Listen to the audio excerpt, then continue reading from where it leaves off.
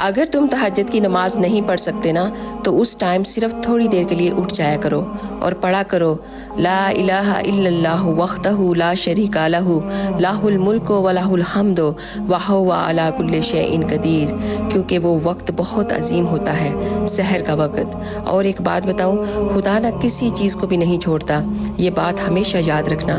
खुदा के यहाँ जो गिव एंड टेक का मामला है ना, वो बहुत फास्ट है। आप तहज्जुद पढ़ना शुरू करो, फिर देखो आपकी ज़िंदगी कैसे बदलती है। एक रवायत में आता है कि अगर आप दुनिया चाहते हो तो तहज्जुद पढ़ा करो, दीन चाहते हो तो तहज्जुद पढ़ा करो, आखिरत चाहते हो तो तहज्जुद पढ़ा करो। हदीस कुदसी है, परवरदिगार आलम फरमाता है कि ए मलाइका, जब मेरा बंदा रात की नींद की हालत में मेरे लिए खड़ा होता है और उसकी ठोरी उसके सीने से टकराती है, गवाह रहना मैंने उसे वो सब दे दिया जो वो चाहता है। सुभान अल्लाह। अल्लाह ताला हम सबको तहज्जुद की नमाज़ पढ़ने की तौफीक अता